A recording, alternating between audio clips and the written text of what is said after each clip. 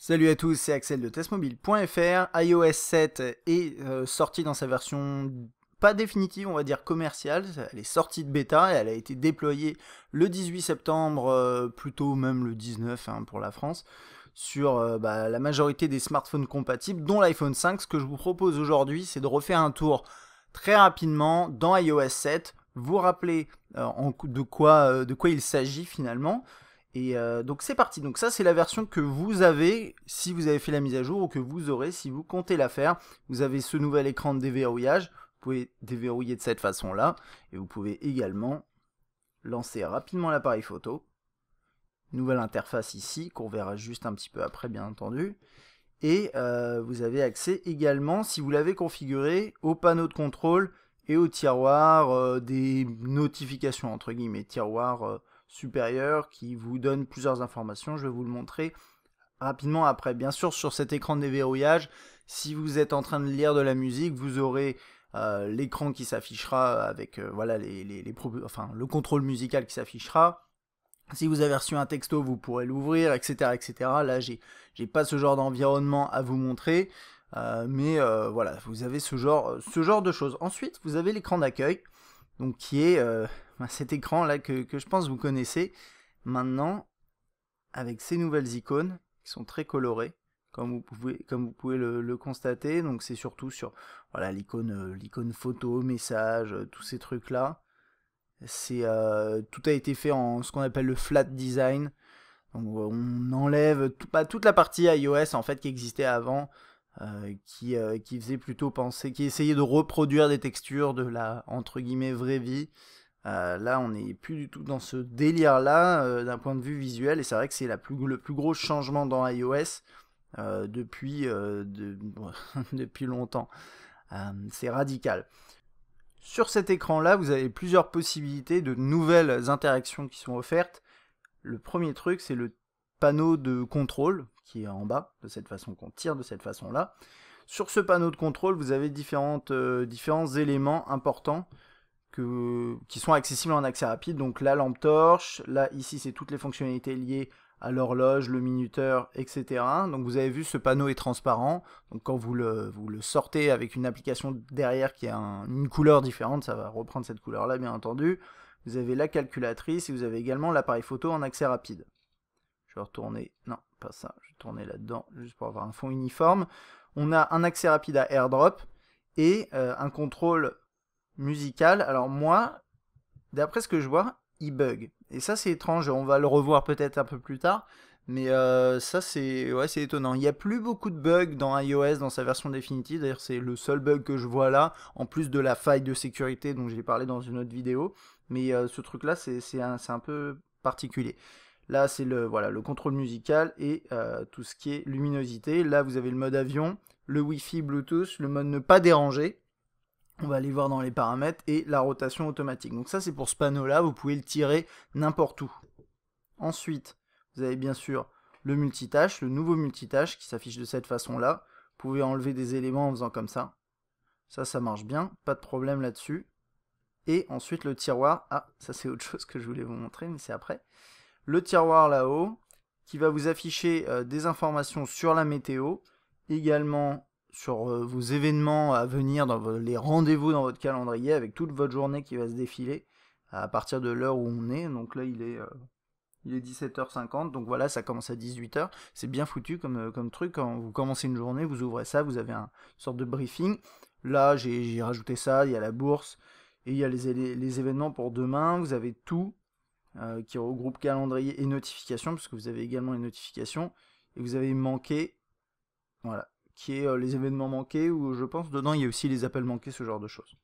Ensuite, vous l'avez vu tout à l'heure, il ne faut plus aller vers la gauche pour ouvrir Spotlight ou la recherche centralisée. Vous devez faire comme ça sur l'écran d'accueil. De toute façon, ça a toujours été bloqué, réservé à l'écran d'accueil. Il fallait faire comme ça. Là maintenant, ça se passe comme ça. Je ne sais pas pourquoi ils ont fait ça, dans la mesure où le mouvement latéral comme gauche sur l'écran d'accueil sert à rien maintenant. Mais bon, vous avez ça. Donc si vous commencez à refaire une recherche de cette façon-là, vous avez des applications, des musiques, des emails, des contacts, etc. Donc recherche centralisée qui est toujours là, bien entendu. Alors côté téléphonie, je ne vais pas tout vous montrer, Mais en gros, vous avez le système de composition de numéros qui vous propose, voilà, qui vous indique des propositions là-haut. Vous avez l'accès au contact qui se fait de la même façon que ce que je vous ai montré dans les précédentes vidéos. Et je ne vais pas pouvoir vous montrer là parce qu'il y a les informations de quelqu'un. Les appels, là il y a les favoris, voilà, donc qui s'affichent de cette façon-là. Je peux appeler une personne en faisant comme ça. Donc là, je suis en train de m'appeler, et vous avez tout un affichage qui a été changé depuis iOS 6, adapté à cette nouvelle approche graphique, avec des ronds, des cerclages, ce genre de choses. C'est plutôt bien fait, et un accès à la messagerie ici. En termes de réception, il n'y a rien qui a changé. Le seul truc qui est important de noter, c'est que depuis cette mise à jour, l'iPhone 5 est compatible 4G en France sur le réseau de Bouygues Telecom. Ça, c'est important de le savoir, mais si vous voulez plus d'infos, si vous êtes abonné Bouygues Telecom, je vous invite à contacter Bouygues Telecom pour voir avec eux, pour être sûr que votre appareil sera compatible. Mais normalement, l'iPhone 5 avec cette mise à jour est compatible 4G chez Bouygues. Le calendrier qui a changé complètement de type d'affichage, avec les jours là-haut qui défilent. Vous pouvez revenir en mois ici, donc défiler comme ça, et à l'année de cette façon-là. Ça n'a pas changé depuis les bêtas, et c'est esthétiquement réussi, c'est juste pas forcément aussi ergonomique je pense qu'avant, mais ça reste fonctionnel dans tous les cas. Vous avez toute votre journée qui s'affiche de cette façon-là. La galerie également a été modifiée avec un système de collection, vous avez les années ici, là vous regroupez par période de temps, donc je sais pas, par exemple, hop, ici, voilà, on est sur une période donnée, et ensuite vous rentrez dedans, vous pouvez afficher vos images. Ce qui est important de savoir, c'est que vous avez voilà, les moments, les collections, mais vous pouvez également accéder à vos photos iCloud, et bien sûr les consulter de manière plus classique avec ce système d'album. Donc typiquement, je vais aller là, et je vais peut-être lancer, voilà, ouvrir cette photo. Donc, au niveau des performances de l'appareil photo, il n'y a rien qui a changé, en tout cas sur iPhone 5. Ce qui est important de noter, c'est voilà, cette nouvelle galerie avec un fond blanc par défaut. Vous appuyez dessus, le fond devient noir pour apprécier un petit peu mieux la photo, d'après ce que, bon, en tout cas c'est ce que je pense. Donc vous avez ces deux modes-là, la possibilité de défiler de cette façon-là. Vous pouvez la modifier avec différents filtres. Donc ça, c'est du classique, hein, vous pouvez la faire tourner. Donc c'est pas que des filtres, hein, bien sûr. Là, vous avez amélioration automatique. Les filtres ici, en l'occurrence, voilà, je sais pas, ça, des petits filtres un peu à l'Instagram finalement, qu'on peut appliquer. Les yeux rouges, bon là ça va pas être pertinent, et le rognage, donc on peut rogner une photo facilement. Et vous avez également la possibilité de partager la photo via différents moyens. Donc là on a AirDrop, on a également message envoyé par mail, iCloud, Twitter et tous les autres services qui sont intégrés et que vous aurez installés. Et ensuite, copier, diaporama, AirPlay, assigner un contact, utiliser en fond d'écran et imprimer. Ça, c'est le genre de menu de partage que vous avez un peu partout sur le terminal, en fonction bien sûr du contenu que vous êtes en train de regarder. Alors l'appareil photo, ça c'est une des interfaces qui a le plus changé, je pense, pas forcément au niveau des fonctionnalités, mais vraiment de l'aspect. Et comme je disais dans une précédente vidéo, il a été en fait, cette interface a été totalement optimisée pour un usage portrait qu'Apple a dû vraiment déceler chez les utilisateurs d'iPhone, et c'est vrai que c'est une pratique courante. Vous pouvez quand même l'utiliser en paysage, mais vous avez vu, le texte ici reste en format portrait. Donc on va le laisser comme ça, parce que c'est plus logique pour l'interface visiblement. Donc vous prenez une photo très facilement en appuyant ici. Il y a quelque chose qui est important, avec depuis iOS 7, la capture photo, en tout cas sur iPhone 5, est très très rapide. Le bouton est très réactif. Il y a un traitement un petit peu après, mais quand vous appuyez dessus, ça prend la photo instantanément quasiment. Donc c'est vraiment, ça c'est intéressant. Vous avez l'accès à la caméra frontale de cette façon-là. Le HDR qui est activé, vous pouvez également le désactiver en appuyant ici. Le flash. Et ici, on a un élément qui défile pour accéder aux différents modes. Donc là, on était en mode panoramique, on va retourner à gauche. On a la vidéo là. Donc la vidéo, quand vous filmez, bien sûr, vous avez un système de focus qui peut se faire. Et vous pouvez prendre un cliché rapidement en appuyant ici. Ça, c'est quelque chose de nouveau. La photo ici. Un mode carré, donc qui permet de prendre des photos, mais au format carré.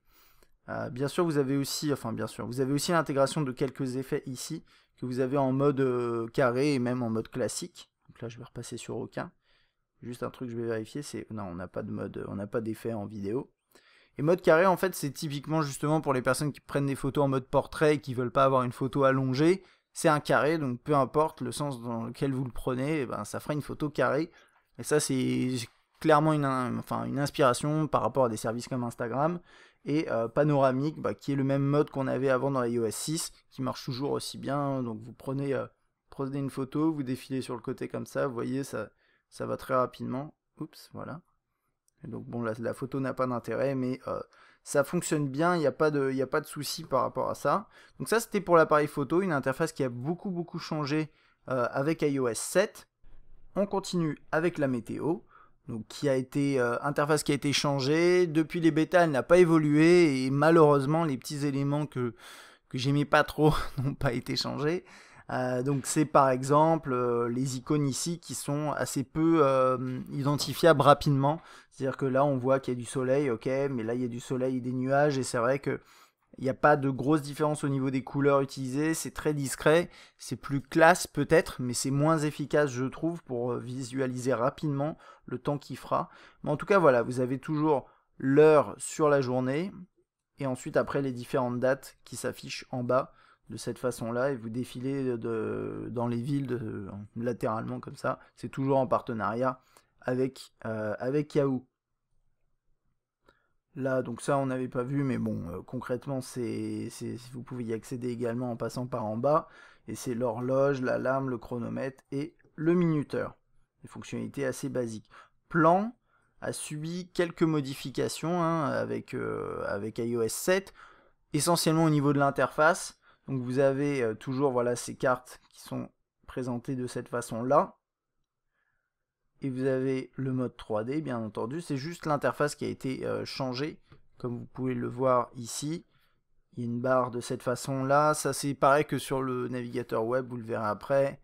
En haut, on a un accès au contact. On peut bien sûr créer un itinéraire en utilisant ce bouton, cette touche, enfin cet élément ici. On peut créer un itinéraire à partir de sa localisation et à partir d'une recherche de votre choix que vous pouvez effectuer via le champ ici. Et là en bas, on a accès à différentes possibilités, donc que ce soit affichage standard, mixte ou satellite, placer un repère, imprimer le plan, ce genre de choses. C'est assez sympa quand on passe en mode satellite. Voilà, j'attends que ça charge. Et qu'on passe ensuite, vous avez vu en bas la barre, elle a un petit peu changé. Et qu'on passe en mode 3D. C'est là qu'on a en fait un élément qui avait été dévoilé il y a plusieurs mois déjà quand Plan a été présenté. C'est les bâtiments en 3D. Donc j'attends un peu que ça charge. Normalement on doit les avoir. Peut-être pas dans cette zone là. Si, non si. Donc là c'est des bâtiments en 3D. J'attends un tout petit peu que ça charge. Voilà, on peut tourner autour de cette façon-là. C'est assez sympa, c'est bien fait, mais ça, c'est quelque chose qu'on avait déjà avant. C'est juste que là, sur iOS 7, c'est particulièrement fluide. C'est plutôt une bonne nouvelle. En tout cas, ici, sur l'iPhone 5, on peut ensuite partager de cette façon-là, comme sur toutes les la majorité des interfaces qui ont ce genre de truc. Et on peut aussi se localiser ici en appuyant sur cette touche. Voilà, Plan, c'est une application qui s'est améliorée avec le temps, qui était assez moyenne au début et qui est devenue plutôt bonne maintenant, je trouve. Et vous pouvez bien sûr aussi installer Google Maps si vous avez envie. Utilitaire de notes, donc voilà, tout simplement, qui permet d'écrire des notes, les stocker et ensuite de les synchroniser avec iCloud, pour toujours les avoir sur soi. De toute façon, avec iCloud, vous pouvez synchroniser tout votre terminal, et ça, c'est quelque chose que vous avez depuis longtemps, entre guillemets, sous iOS, mais là, bien sûr, vous l'avez toujours. Au niveau des réglages, bien sûr, il y a eu des gros changements esthétiques. Les éléments les plus intéressants, on va regarder le centre des notifications. Voilà. On peut gérer son accès sur l'écran de verrouillage, affichage du jour, c'est ce que je vous montrais au début. Vous avez aussi là ici le tri, et changer ensuite individuellement les notifications, comment vous voulez les afficher, mais ça c'est quelque chose qu'on avait déjà avant. Le centre de contrôle, ça c'est nouveau. Est-ce qu'on peut y accéder sur l'écran verrouillé ou non? Et ça c'est important, c'est vrai que ça c'est une des failles de sécurité qu'il y a, c'est que si vous avez le centre de contrôle, le panneau de contrôle, centre de contrôle sur l'écran verrouillé, vous avez la possibilité avec, même s'il y a un mot de passe, d'accéder quand même aux photos de l'appareil.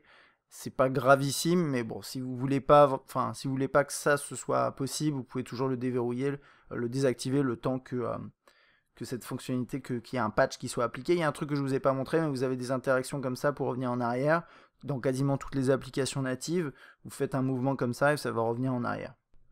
Ne pas déranger, une nouvelle fonctionnalité qui permet, quand l'option est activée, de ne pas recevoir d'alerte. Tout est en silencieux et vous pouvez déterminer des horaires ou autoriser les appels de quelqu'un, etc. Ce genre de choses. Ça, c'est assez bien fait et ça vous permettra d'être un peu tranquille, notamment la nuit si vous avez envie. Vous pouvez même, vous avez vu, vous pouvez déterminer une plage horaire et du coup, ça le fait automatiquement. Je vais continuer rapidement dans les réglages, voir s'il y a d'autres choses.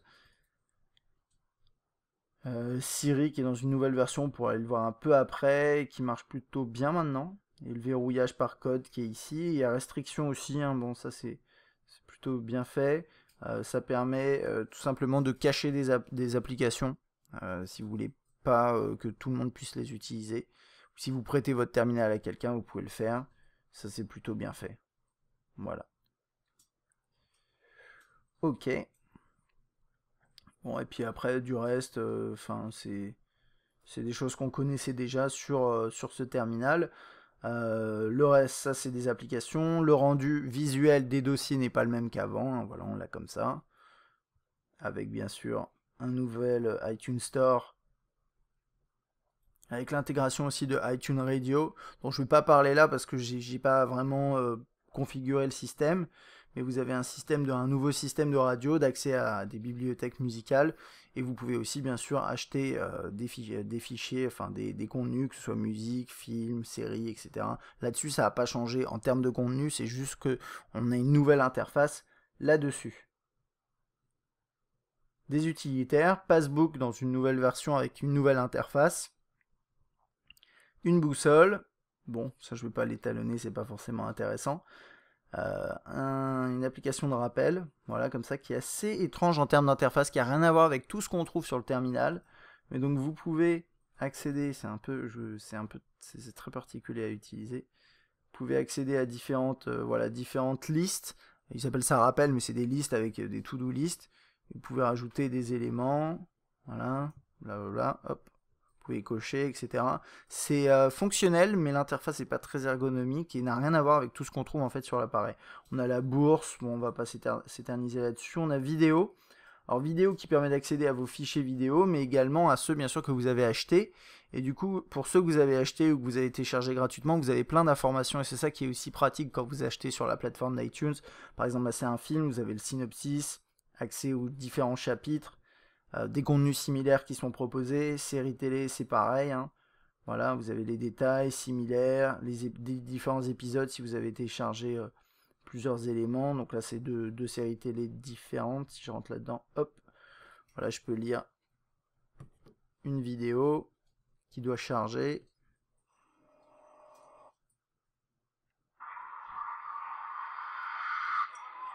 Quoi? Qu'est-ce qu'il y a? Bon voilà, hop. Et ici on a les clips vidéo qu'on a pu télécharger, donc tout ça c'était des contenus offerts hein, qu'on a eu sur iTunes, mais si vous en téléchargez, ils se retrouveront également ici. FaceTime, la calculatrice, il y a un accès au contact ici, je sais pas pourquoi c'est là-dedans, il y a aussi un nouveau dictaphone qui marche bien, qui est plutôt bien fait, l'interface est sympathique, un petit peu sombre par rapport à tout le reste, et c'est vrai que là-dedans il y a des éléments qui sont parfois incohérents niveau interface, mais ça fait aussi du bien d'avoir ça comme ça, et là je l'ai pas terminé, du coup il m'affichait là-haut le message. Donc ça c'était donc dans les loisirs, bon il y a la nouvelle application YouTube mais ça n'a rien à voir avec iOS 7. On a le nouveau Game Center avec une nouvelle interface. Ça c'est pour la partie jeu. Et sinon, là je regarde juste ce qui me manque. On va faire un tour bien sûr sur Safari. Je regardais les mails également. Alors, au niveau des mails, l'interface a été changée mais globalement les fonctionnalités restent les mêmes. On rentre là-dedans, on a ça, on peut défiler comme ça pour faire archiver ou plus. On peut également faire modifier, cocher, pour appliquer différentes options, donc par exemple archiver, déplacer, marquer. Vous pouvez rentrer dans un mail, le lire, y répondre, l'archiver, mettre un label, ce genre de choses. Il y a toujours ça, c'est assez étrange je trouve, mais c'est pour répondre, pour transférer, imprimer et répondre, c'est le même bouton à la base qui veut pour moi dire plutôt répondre, c'est celui qui est juste ici, ça n'a pas changé, et vous pouvez bien sûr répondre à votre mail de cette façon-là. La saisie texte a changé en termes d'interface, mais pas de fonctionnalité à proprement parler, c'est toujours pas mal, parfois les corrections automatiques sont un peu étranges, mais globalement c'est clair que sous iOS aujourd'hui on a une bonne saisie texte, et ça marche plutôt bien, et le clavier là est plus esthétique que celui d'avant, donc c'est très très bien, il n'y a pas de problème là-dessus. On va aller du coup rapidement dans tout ce qui est musique. Hop. Vous avez vu hein, avec une nouvelle interface, mais qui reprend vraiment l'organisation précédente, avec les listes, les artistes, les morceaux, les albums, et ici on a les genres, les compilations, les compositeurs, et on peut les arranger. On a un outil de recherche ici qui est pas mal fait, et puis ensuite si je lance un album, enfin un morceau, on a la pochette qui s'affiche en grand, on peut noter si on appuie dessus, voilà, lire, je vais lire le morceau, hop.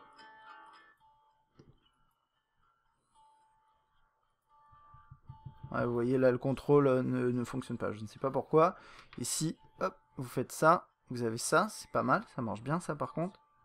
Ah, attendez. Ok, visiblement, ça je croyais que ça marchait par contre. Ok, donc on a un bug assez pénible au niveau du contrôle musical. Je sais pas pourquoi, parce que ça c'est la version définitive, donc à voir si vous avez aussi ce problème. En tout cas, nous, nous on l'a. Et donc ça c'est l'interface de base. Vous pouvez mettre tout en aléatoire ou répéter, accéder à la playlist en cours. Et si vous passez sur le côté, vous avez ça. Qui vous propose en fait d'accéder de manière plus visuelle à vos albums, c'est assez bien fait. Donc là voilà, je suis Coldplay, je peux faire ça, je peux le laisser comme ça. Si vous le mettez sur un dock posé, vous écoutez de la musique, ça peut être sympathique de l'avoir dans ce mode là. On va terminer avec la navigation web. Alors là c'est surtout l'interface qui a été changée, donc par exemple ici les onglets qui sont en perspective, c'est plutôt élégant, on a un retour, il y a un autre truc qui est important, c'est qu'on a plus d'espace pour le contenu, là par exemple vous voyez l'URL en haut est en tout petit, mais si je remonte, voilà, je vais l'avoir en plus gros, et je peux y accéder et faire une recherche ou inscrire une URL, j'ai l'accès au mode lecture ici, qui va épurer vraiment l'interface. On peut quitter ça, hop, si on a envie, on peut recharger là. Les onglets en accès rapide ici, avec onglet privé possible et la possibilité d'en ouvrir d'autres. Le partage, comme un peu partout dans l'interface. Hein. Et ici, vos favoris. On peut revenir en arrière. Voilà. Bon, globalement, ça marche pas mal. Le moteur reste le même derrière, c'est juste l'interface qui change. Moi j'aime bien le côté un peu plus plein écran, qui est agréable sur cet écran 4 pouces, qui n'est pas non plus énorme, mais c'est suffisant pour naviguer. En tout cas c'est ce qu'Apple pense, et c'est ce que beaucoup d'utilisateurs pensent. Moi je trouve que c'est vrai que c'est pas mal, c'est assez confortable, en tout cas ici sur l'iPhone 5. C'est vrai que du coup ce mode full screen il va être encore plus pratique sur les terminaux comme le K ou le 4S qui ont des écrans un peu plus petits. C'est à peu près tout ce que j'ai à dire aujourd'hui sur iOS 7, donc dans cette version définitive, commerciale. On l'a attendu longtemps, mais c'est vrai que comme il y avait nous, on a eu toutes les bêtas, on a pu vraiment voir comment ça évoluait. Il y a un truc qui est important, c'est qu'aujourd'hui, iOS 7 a vraiment... il y a quasiment plus de bugs. On a vu celui de la lecture musicale, du contrôle musical. Il y a une faille de sécurité. Il y a sûrement d'autres éléments que vous constaterez sûrement et que nous, on ne peut pas voir comme ça en front, mais que les développeurs ou que les personnes plus aguerries peuvent voir. Mais en tout cas, à l'utilisation, il n'y a pas de gros soucis. Sachez que quand on a installé la bêta au début, la bêta d'iOS 7, on avait une autonomie qui a chuté par rapport à ce qu'on avait avant, et là maintenant ça s'est à peu près rétabli. C'est pas forcément meilleur que ce qu'on avait avant avec les dernières versions d'iOS 6, mais c'est au moins similaire. Donc là-dessus, bon, c'était normal, c'était des versions bêta, ça s'est rétabli. Globalement, moi je me suis habitué à iOS 7 avec le temps, Et c'est vrai que en s'habituant, on trouve que c'est pas si mal que ça. Après, c'est vraiment une question de goût aussi là-dessus. Et d'ailleurs, si vous aimez pas iOS 7, vous n'êtes pas obligé de l'installer dans l'immédiat. C'est vrai qu'à un moment, vous serez probablement bloqué si vous souhaitez tout simplement bénéficier des dernières applications. Alors oui, Apple a déployé sur l'App Store un système qui permet d'installer les anciennes versions des applications si vous n'êtes pas sous iOS 7, mais c'est pas à conseiller parce que vous n'aurez pas les derniers patchs de sécurité, vous n'aurez pas les dernières corrections de bugs faites par les développeurs. Donc c'est pas forcément une bonne idée. Si vous avez la possibilité de passer sous cette version-là, elle est stable. Elle sera peut-être pas à votre goût, mais on s'habitue. Donc voilà, ensuite, à vous de voir. Si vous avez des questions sur l'iPhone 5, sur iOS 7, n'hésitez pas à laisser un commentaire. Si vous avez aimé cette vidéo, pensez à mettre un like ou à vous abonner si c'est pas le cas. Moi je vous dis à bientôt.